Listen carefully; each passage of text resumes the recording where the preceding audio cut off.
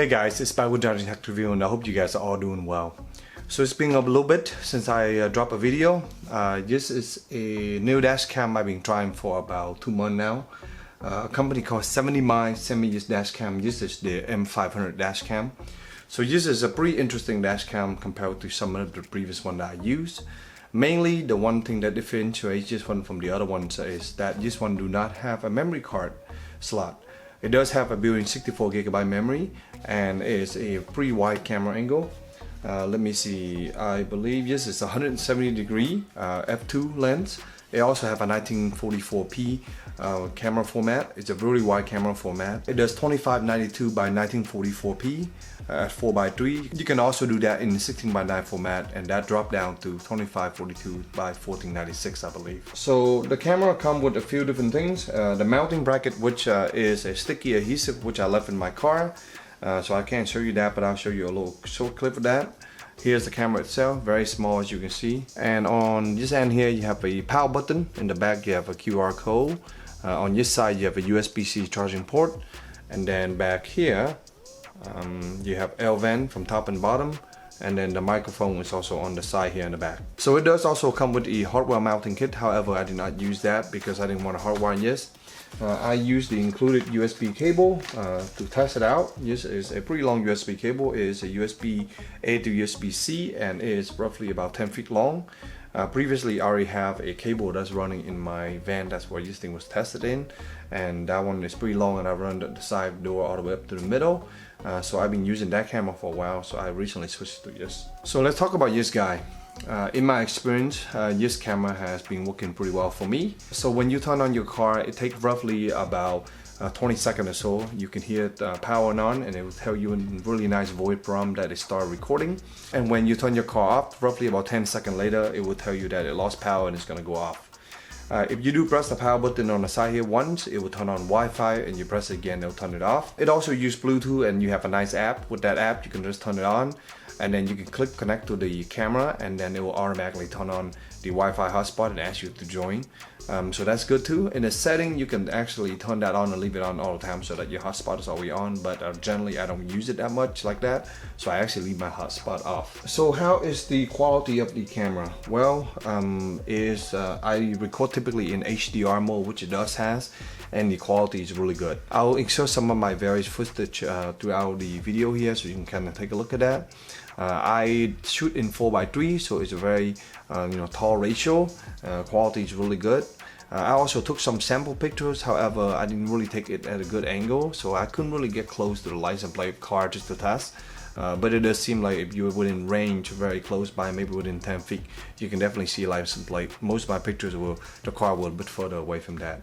Another feature that is really interesting for it is the way it has voice command. You can say, I forgot a command already, but there's like 2 commands you can say. You can say record a video, take a picture.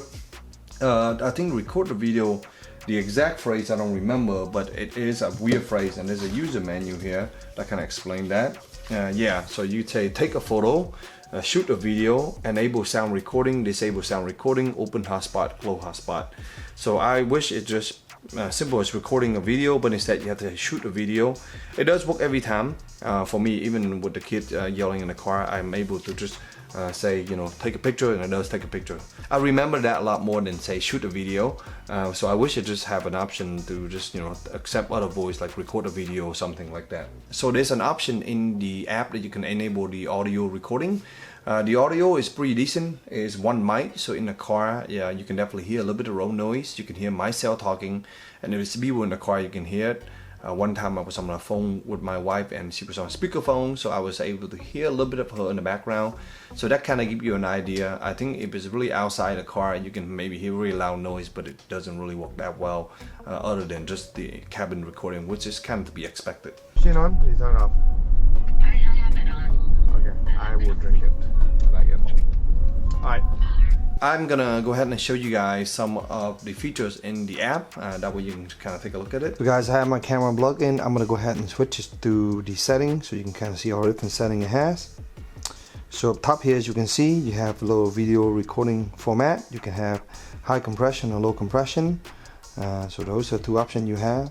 You have different recording frame rate here, as you can see. There's 4 you can pick from. I do wish that just give you more options like 60 fps, but that's all I see here. And then there's a video recording clip. This is good for when you are telling it to record a clip. I wish there's a 30-second setting or less, but it's only a 1, 2, or 3 minute here. There's surveillance, which is great if you have a hot wire in, but I don't. There's event video. This is kind of like using a gyroscope. I set my own high sensitivity, and here's some other option you can do right here, as you can see, and you can also disable that. There's time-lapse photography, which I currently disable. I enable HDR, and with the logo watermark, I disable that. But if you leave it on, and you will be able to see some of the GPS and a bunch of other information here, just like that down here at the bottom. You can also disable that, enable that together here. At the bottom there's the blink setting. This is like a refresh rate setting, 50 Hz or 60 Hz. And then down here you have voice enable. You can also record the sound, which I enable. You can use ADAS, which is kind of like a voice assistant to let you know you go off track. I do not use that, but you can enable that if you want to. There's also speaker volume, and you can also go to here some of the automatically up. The dash cam will automatically sync with your phone, so there's a timer right now. Wi-Fi setup. The speed unit, I have mine kilometer for a while. Just switch it to MPH right now. And then at the bottom you have some formatting and reset and some other setting right now. So let me show you the album setting, which is kind of nice. You go to album right here. You can see there, that's some of the video I recorded before. You see how fast and how fluid this is on Wi-Fi. It's very fast and low, as you can see. It's very fast, just like that. And then you can also go to different day here. You can see this is some of the day, and then you can flip, toggle to it. You can see right now. You can also go to category and look at some of the events, some of the photo. I was shaking my camera earlier, so it's probably gonna show you that. And on the video, you can scroll through very fast, as you can see. It does take a little bit of time to load, and I already loaded the thumbnail before, so it's a little bit faster this time, but there you are. One thing I do want to point out is night video is very good also. Here's an example. My kid is crying, but it's a little bit dark, but you can see low dust. It looks pretty good. And you can also forward it here. Very fast in the video, as you can see. Just like that. So beside that, there are some cons that I want to point out, and then some wish list that I wish it has. One of the cons that I do not like is that the fact you do have to have an app to set it up the first time. So again, this dash cam is really geared toward those people who actually want to use it as like a smart dash cam where you constantly accessing video on your app.